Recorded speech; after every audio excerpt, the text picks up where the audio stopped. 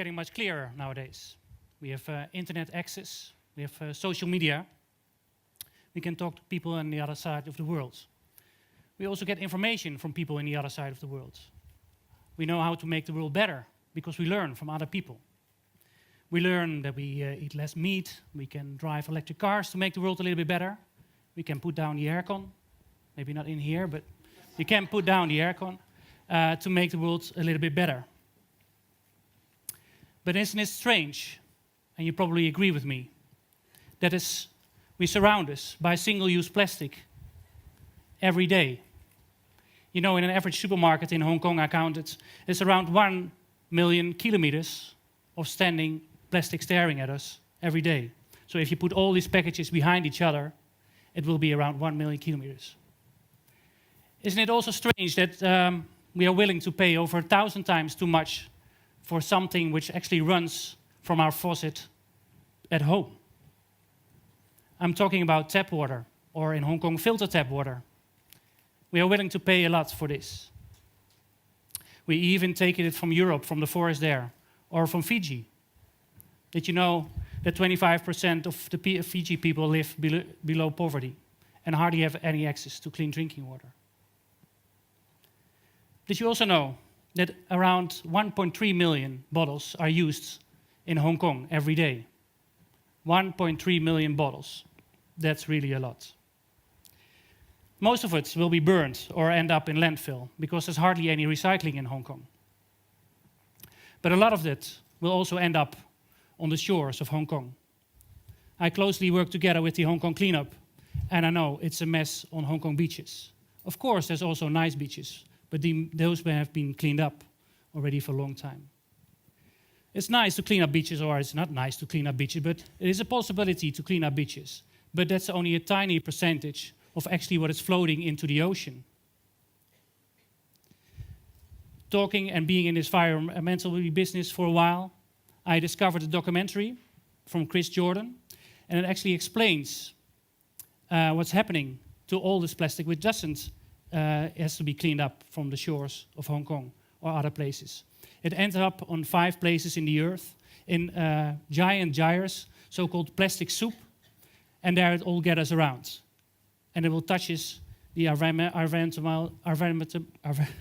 sea life over there.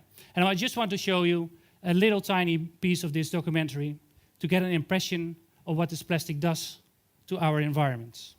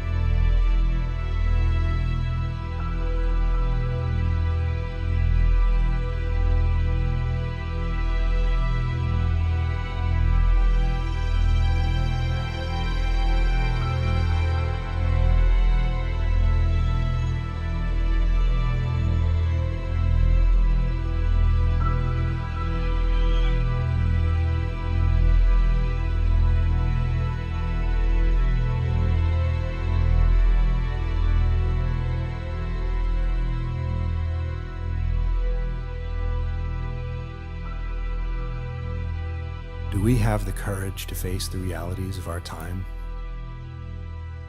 and allow ourselves to feel deeply enough that it transforms us and our future?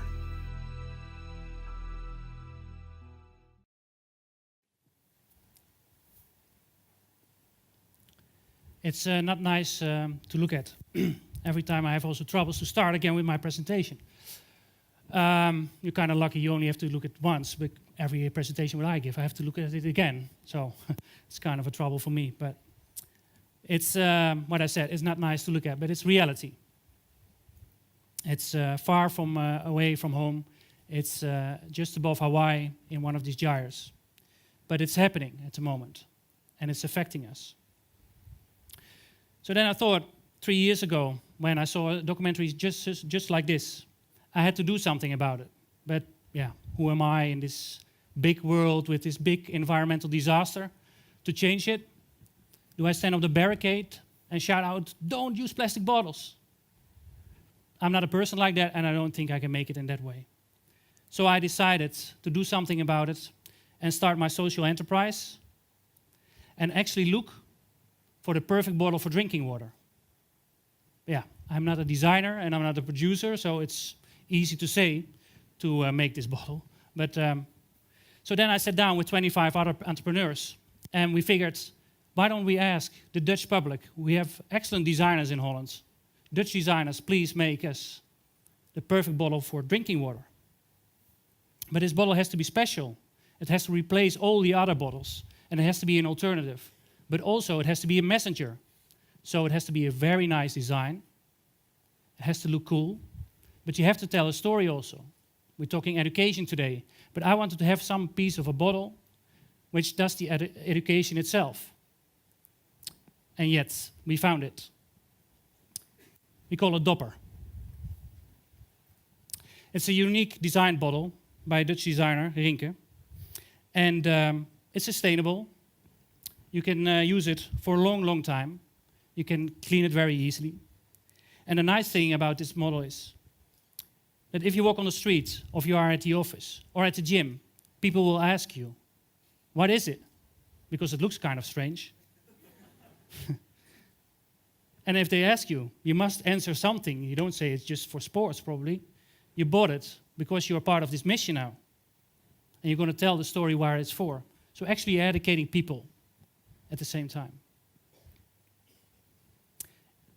Important to know, when this journey started, I also figured that around 1 billion people are living without any access to clean drinking water. That's a lot of people. So I decided right away that 10% from the net proceeds, so not the profits, but the net proceeds, will go to drinking water projects in Nepal. And we're going to educate people also in Western countries about reducing plastic waste and drinking water from the tap. The facilities, what we are building, are in Nepal. This is pictures from a project in Makrahar, where just 3,000 people are using our facilities.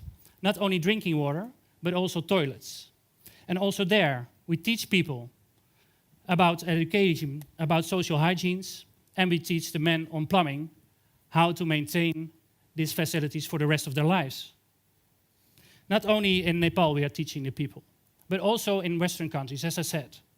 We might make fun events and we do workshops to educate people on when it's safe to drink water from the tap. But also, is it possible to have one household with only one garbage bag a year? Yes, it's possible. So we're going to do these workshops as well. As I said, I'm on a mission and I want to tell it to everybody and have as much stage time as possible all around the world. So I decided to myself, I need to place 8 strategic embassies all around the world where we tell about the problem, but also about the solution, and actually about the fun solution. We started off in Haarlem. It's a place next to Amsterdam. In November, we started in San Francisco, and just last week, we signed a contract here in Hong Kong. Working closely together with the Hong Kong cleanup brings also education here to Hong Kong, and we want to tell people about it. And why I'm all telling you this? Important. I want to ask you that every new enterprise should be a social enterprise. Think before you start a business. And then also do it in a fun way. Make nice products, create nice events, and make the world a little bit better in that way. When we started with the Dopper, we did a flash mob 2.5 years ago. It was still very in at the moment, not anymore.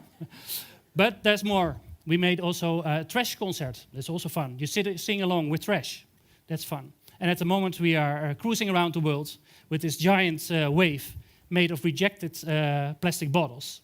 And actually you can ride on it and tell your friends you're up to a clean ocean and you're riding the wave for clean ocean. So in that way you're actually also telling your friends where you're up to. You want to tell about your sustainable lifestyle and that you protect this sea life. Now you're on my same journey, and I will hope you'll get a Dopper soon, of course. This bottle is the message, and please bring the message across. Thank you.